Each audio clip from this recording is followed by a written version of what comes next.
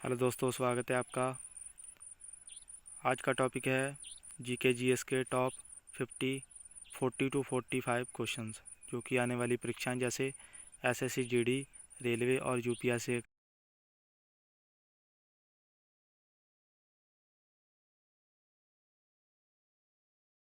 मजबूत होगी और आपको अंदर से कॉन्फिडेंस भी आएगा विदाउट ऑप्शंस के आंसर देने में। तो चलिए शुरुआत करते हैं। पहला क्वेश्चन है, सबसे हल्की धातु कौन सी है? निम्न में से सबसे हल्की धातु है, इसका आंसर आप दीजिए कि पीरियोडिक टेबल में सबसे हल्की धातु कौन सी है। तो इसका आंसर हो जाएगा लिथियम। लिथियम है जो कि सबसे हल्की धातु पीरियोडिक टेबल में मानी जाती है। यदि सबसे हल्का तत्व पूछ लिया जाए तो फिर उसका आंसर हो जाएगा हाइड्रोजन। हाइड्रोजन जो कि पीरियोडिक टेबल का सबसे हल्का एलिमेंट तत्व है। तो चलिए नेक्स्ट क्वेश्चन का आंसर दीजिए। सबसे भारी धातु है पीरियोडिक टेबल में, सबसे भारी धातु कौन सी है? तो इसका राइट आंसर हो जाएगा ऑस्मियम। ऑस्मियम जो कि सबसे भारी धातु है पीरियोडिक टेबल की। चलिए नेक्स्ट क्वेश्चन पे चलते हैं। अब इसमें पूछा गया कि सबसे कठोर धातु कौन सी है।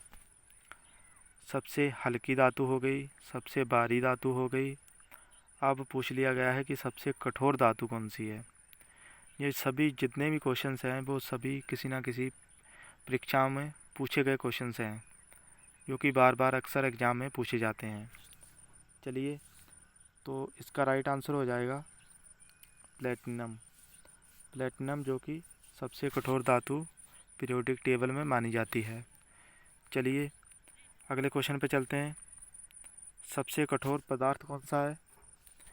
यदि हम पीरियोडिक टेबल में बात करें या वैसे सबसे कठोर तत्व या सबसे कठोर पदार्थ कौन सा है, तो वो आप सभी को पता होगा। नॉर्मल क्वेश्चन है। जो हीरा है जो कि सबसे कठोर पदार्थ के रूप में जाना जाता है, हीरा। चलिए नेक्स्ट क्वेश्चन पे चलते हैं। सबसे उत्तम क्वालिटी का कोयला कौन सा है? नेक्स्ट क्वेश्चन है, सबसे उत्तम क्वालिटी का जो कोयला है वो कौन सा होता है? सबसे उत्तम क्वालिटी का कोयला, तो इसका आंसर हो जाएगा एंथ्रेसाइड। एंथ्रेसाइड सबसे उत्तम क्वालिटी का हीरा माना जाता है, जिसमें कार्बन का परसेंट कितना होता है? लगभग 98%। लगभग 98% एंथ्रेसाइड में कार्बन का प्रतिशत होता है, जो कि सबसे उत्तम क्वालिटी का कोयला माना जाता है। और सबसे मतलब ख़राब कोयला कौन सा माना जाता है? जिसमें कार्बन की प्रतिशत बहुत ही कम होता है, 40 टू 45 के समथिंग होता है, तो वो होता है बिटुमस। बिटुमस जो कि सबसे ख़राब क्वालिटी का कोयला माना जाता है। बिटुमस सबसे ख़राब क्वालिटी है कोयले की। चलिए नेक्स्ट क्वेश्चन पे चलते हैं।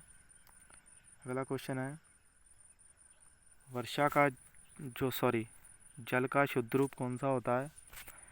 जल का शुद्ध रूप किसे कहते हैं? जल का शुद्ध रूप कौन सा है? तो इसका आंसर है वर्षा का जल, जिसे हम आशुद्ध जल भी कहते हैं।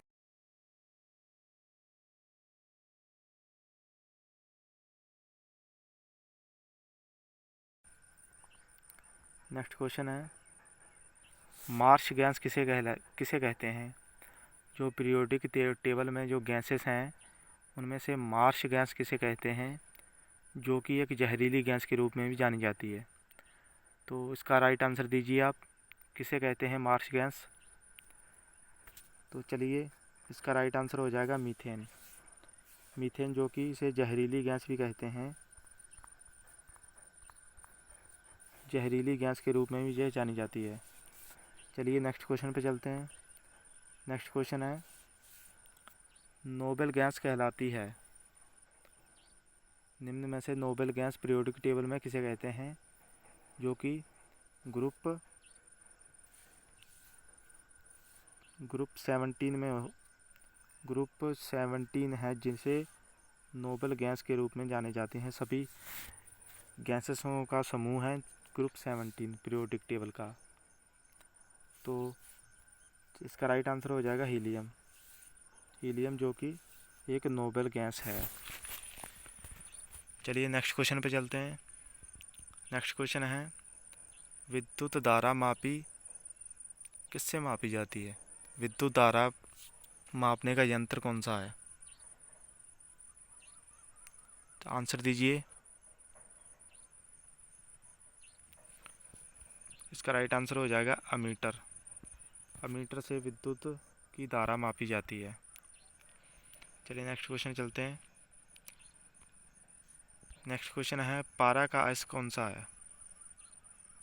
आंसर दीजिए। पारे का प्रमुख अयस्क है। इसका राइट आंसर हो जाएगा सिनेबार। सिनेबार जो कि पारे का अयस्क माना जाता है। चलिए नेक्स्ट क्वेश्चन पे चलते हैं।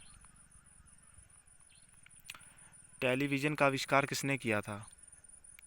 यहाँ से क्वेश्चन नंबर 1 स्टार्ट होता है कि टेलीविज़न का आविष्कार किसने किया था? चलिए आंसर दीजिए। तो चलिए आगे आंसर देखते हैं। J.L. बेट के द्वारा टेलीविज़न का आविष्कार किया गया था। चलिए नेक्स्ट क्वेश्चन पे चलते हैं। रडार का आविष्कार किसने किया था? आंसर दीजिए। क्योंकि दोस्तों जो रेलवे के एग्ज़ाम्स होते हैं, जैसे कि ग्रुप डी और एनटीपीसी के जो एग्ज़ाम हाल ही में एनटीपीसी के चल रहे हैं, ग्रुप डी का होने वाला है। इसमें आविष्कार से संबंधित हर एक शिफ्ट में 2 या 3 क्वेश्चन पूछे जाते हैं। 2018 का जो ग्रुप डी एएलपी का एग्ज़ाम हुआ था, सभी एग्ज़ाम आप उठा करके देख लीजिएगा कि सभी प्रत्येक सेट में, प्रत्येक शिफ्ट में 1 से लेकर के 3-3 क्वेश्चन आविष्कार से संबंधित पूछे गए हैं। इसलिए आविष्कारों से संबंधित जो भी प्रश्न है वो इम्पोर्टेंट आपके लिए हो जाता है। चलिए इसका आंसर हो जाएगा टेलर एवं यंग। टेलर एवं यंग के द्वारा रडार का आविष्कार किया गया था। इसलिए मैंने लगभग 6 से 7 क्वेश्चन, शायद 6 से 7 क्वेश्चन हैं जो कि इसमें सेट में डाले हैं आविष्कार से संबंधित। ऐसे ही हम हर एक सेट में 2 या 3 क्वेश्चन आविष्कारों से संबंधित डालते जाएंगे और हमें बहुत ही सिंपल तरीके से सभी के सभी जितने भी महत्वपूर्ण आविष्कार होंगे वो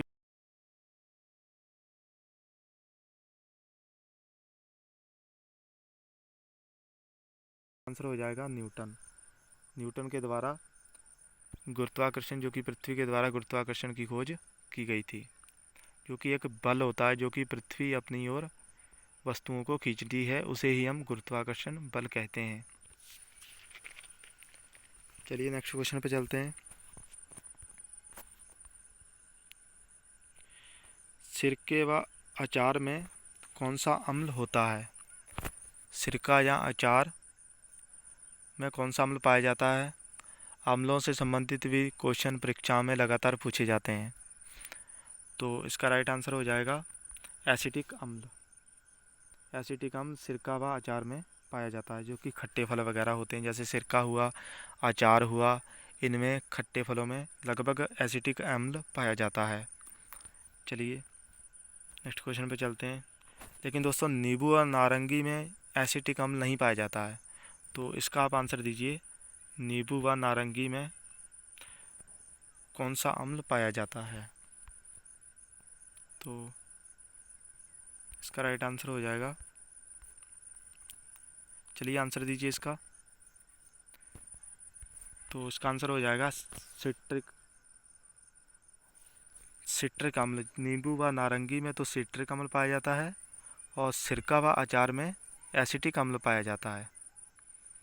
ठीक है, चलिए नेक्स्ट क्वेश्चन पे चलते हैं। दूध किसके कारण खट्टा होता है? बताइए दूध किसके कारण खट्टा होता है? तो इसका राइट आंसर हो जाएगा उसमें उपस्थित लैक्टिक अम्ल के कारण दूध खट्टा होता है। चलिए, ये इम्पोर्टेंट क्वेश्चन है। मतदाताओं के जो हाथ में लगाई जाने वाली स्याही होती है वो किसकी होती है? जैसे हम वोट वगैरह डालने जाते हैं तो उनके द्वारा एक स्याही लगाई दी जाती है अपने नाखून पर, तो वो क्या होता है, किस चीज़ की बनी होती है? बताइए, आंसर बताइए आप। तो इसका राइट आंसर हो जाएगा सिल्वर नाइट्रेट,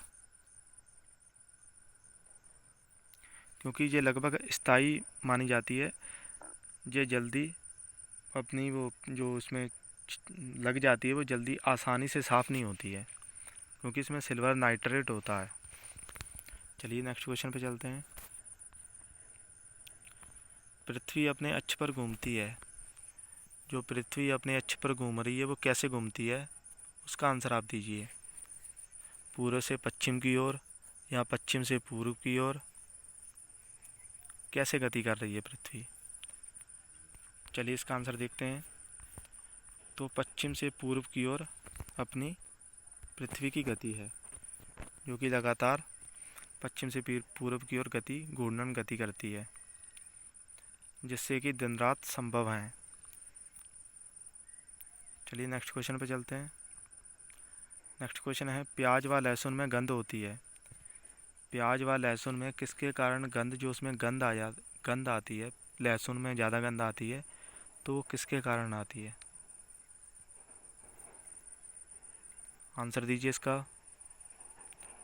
तो इसका राइट आंसर हो जाएगा उसमें उपस्थित पोटेशियम के कारण, जो एक स्मेल सी आती है उसमें लहसुन में, वो पोटेशियम के कारण उसमें गंध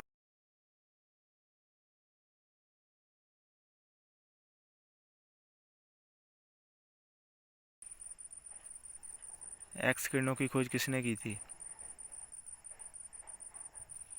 तो इसका राइट आंसर हो जाएगा रोंटगन ने एक्स किरणों की खोज की थी। चलिए, स्कूटर का आविष्कार। ये जो एनटीपीसी का भी एग्ज़ाम हुए थे उसमें स्कूटर का आविष्कार पूछा गया था कि स्कूटर का आविष्कार किसने किया था। जो अभी शायद जो फेज़ 5 के या फेज़ 4 में एग्जाम वो पेपर चल रहे थे ना, फेज़ 4 के या 5 के समथिंग, तो उसमें ये क्वेश्चन आया था कि जो स्कूटर का आविष्कार किसके द्वारा किया गया था। तो इसका राइट आंसर हो जाएगा ब्रॉड शॉ के द्वारा स्कूटर का आविष्कार किया गया था। रिवॉल्वर का आविष्कार किसके द्वारा किया गया था? बताइए आंसर। जो पिस्टल होता है, रिवॉल्वर होता है, उसका आविष्कार किस वैज्ञानिक के द्वारा किया गया था? तो इसका राइट आंसर हो जाएगा कोल्ट के द्वारा रिवॉल्वर का आविष्कार किया गया था। चलिए नेक्स्ट क्वेश्चन पे चलते हैं। नेक्स्ट क्वेश्चन है, समुद्र की गहराई किसके द्वारा मापी जाती है? मापन यंत्रों से संबंधित भी क्वेश्चन पूछे जाते हैं लगातार रेलवे में, तो अक्सर पूछे जाते हैं। तो मापन से संबंधित भी जो 10 से 12 लगभग मापन यंत्र हैं, वो लगातार उन्हीं को रिपीट कर करके पूछते हैं एग्ज़ाम में। तो इसका आंसर बताइए आप। तो इसका आंसर हो जाएगा फैदोमीटर के द्वारा समुद्र की गहराई मापी जाती है।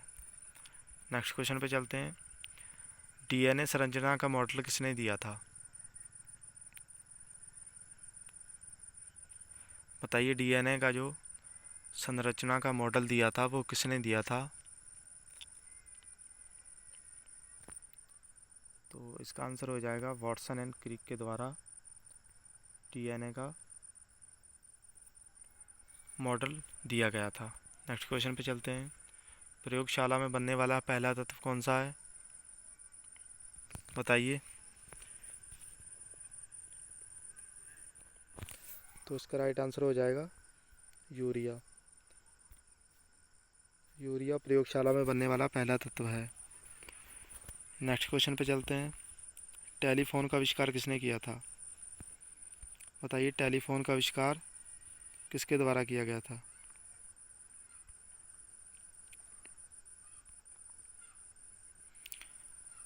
तो इसका राइट आंसर हो जाएगा ग्राहम बेल के द्वारा टेलीफोन का आविष्कार किया गया था। नेक्स्ट क्वेश्चन पे चलते हैं। भारत द्वारा छोड़ा गया पहला उपग्रह कौन सा है? इसका राइट आंसर हो जाएगा आर्यभट्ट।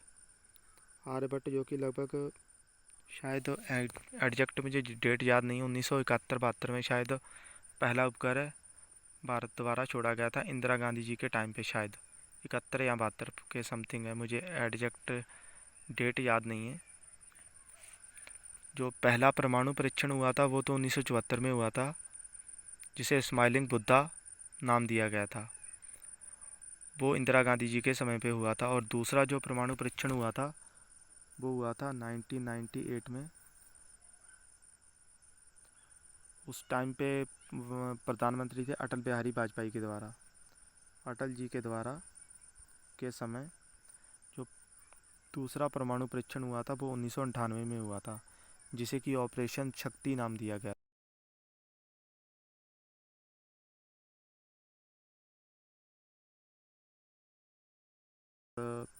जिसे स्माइलिंग बुद्धा नाम दिया गया था, स्माइलिंग बुद्धा।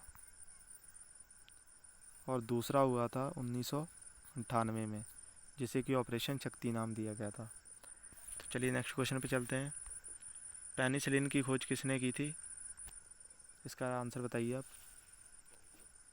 तो इसका राइट आंसर हो जाएगा अलेक्जेंडर फ्लेमिंग के द्वारा पेनिसिलिन की खोज की गई थी। चेचक के टीके की खोज किसने की थी? जो कि पहली वैक्सीन थी जिसके खोज की गई थी, किसके द्वारा, किस वैज्ञानिक के द्वारा? तो इसका राइट आंसर हो जाएगा जेनर के द्वारा। नेक्स्ट क्वेश्चन पे चलते हैं।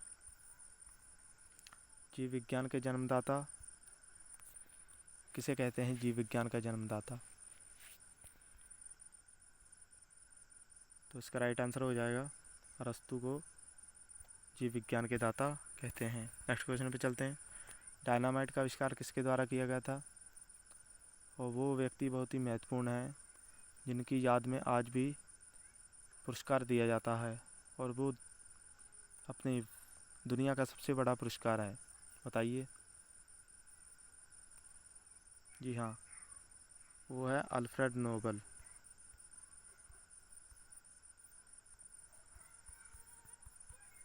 नोबल, जिनकी याद में आज भी हर वर्ष नोबल पुरस्कार प्रदान किए जाते हैं।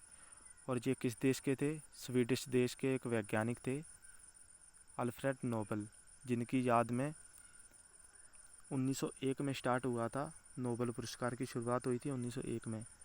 आज तक उनकी याद में नोबल पुरस्कार वितरित किए जाते हैं। चलिए, इसका राइट आंसर हो जाएगा अल्फ्रेड नोबल। नेक्स्ट क्वेश्चन पे चलते हैं। चंद्रमा पर उतरने वाला पहला व्यक्ति, बताइए।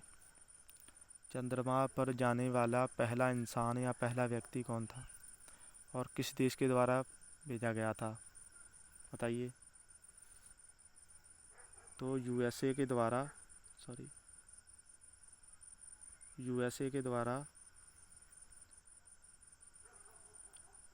यूएसए की जो अंतरिक्ष एजेंसी है नासा के द्वारा 1969 में एक मिशन चलाया गया था जिसका नाम था अपोलो 11 के द्वारा 3 व्यक्ति उस टाइम पे अंतरिक्ष में गए थे, जिसमें कि सबसे पहला व्यक्ति था नील आर्मस्ट्रॉन्ग, जो कि अपोलो 11 इनका यान था जिसमें कि ये बैठकर गए थे 1969 में। चलिए नेक्स्ट क्वेश्चन पे चलते हैं। अंतरिक्ष में जाने वाला पहला व्यक्ति कौन था? नील आर्मस्ट्रॉन्ग तो हो गया चंद्रमा पर जाने वाला पहला व्यक्ति, और अंतरिक्ष में जाने वाला पहला व्यक्ति कौन था?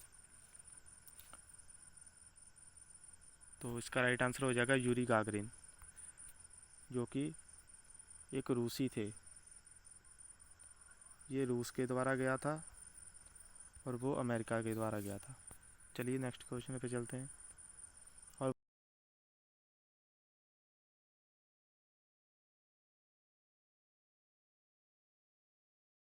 तो उसका नाम है रॉस कॉस्मोस। रॉस कॉस्मोस, जो कि रूस की अंतरिक्ष एजेंसी है, जैसे कि अपनी भारत की है इसरो। जैसे अपने भारत की इसरो है,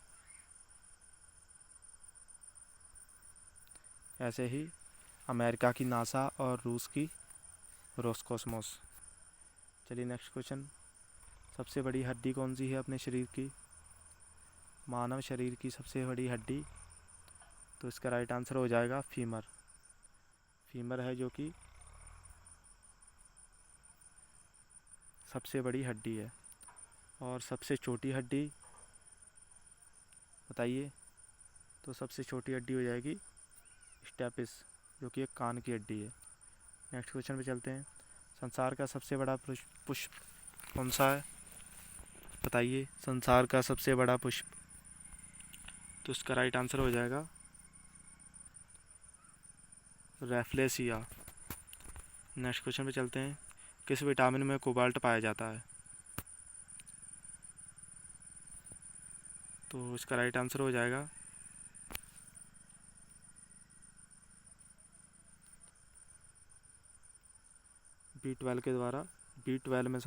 विटामिन B12 में कोबाल्ट पाया जाता है, जो कि कैंसर उपचार के लिए महत्वपूर्ण है।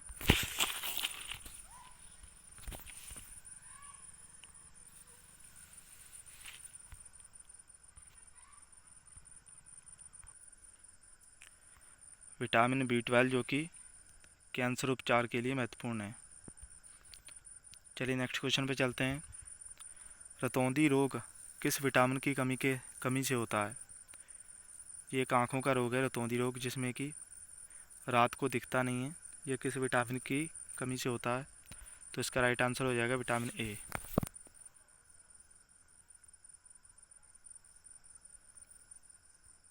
नेक्स्ट क्वेश्चन आपकी स्क्रीन पर।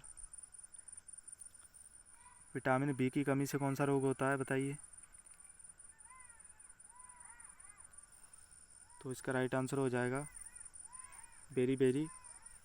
विटामिन बी की कमी से होता है। Next question. टाइफाइड से शरीर का कौन सा अंग प्रभावित होता है?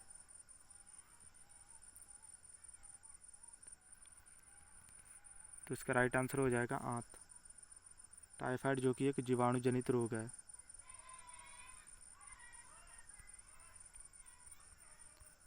जीवाणु जनित रोग है टाइफाइड।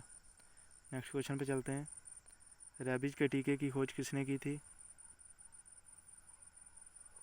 फटाफट आंसर दीजिए। तो इसका राइट आंसर हो जाएगा लुई पास्चर के द्वारा रेबीज के टीके की खोज की गई थी। Next question. हैजा टीबी के जीवाणु की खोज किसने की थी?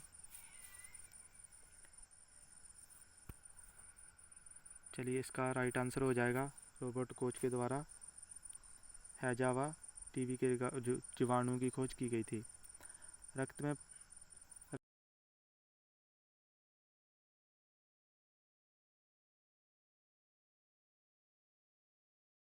लोह तत्व। नेक्स्ट क्वेश्चन पे चलते हैं। एक्सरे किरण की खोज किसने की थी? ये रिपीट क्वेश्चन हो गया, इसको छोड़ दीजिए।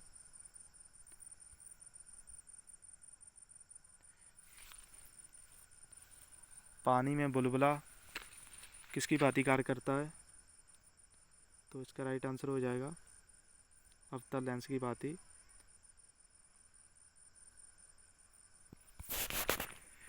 नेक्स्ट क्वेश्चन आपकी स्क्रीन पर। विषुमत रेखा पर किसी वस्तु का भार होगा। पृथ्वी के विषुमत रेखा पर किसी वस्तु का भार होगा, तो इसका राइट आंसर हो जाएगा न्यूनतम।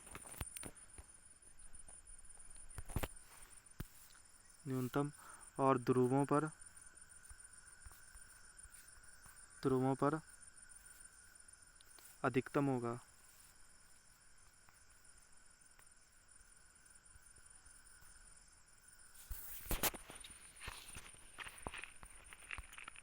सूर्योदय से पहले सूर्य दिखने का कारण। इसका राइट आंसर हो जाएगा प्रकाश के परिवर्तन के कारण सूर्योदय से पहले सूर्य हमें दिखाई देता है। नेक्स्ट क्वेश्चन है इंद्रधनुष बनने का कारण। तो इसका राइट आंसर इसका भी अपवर्तन हो जाएगा।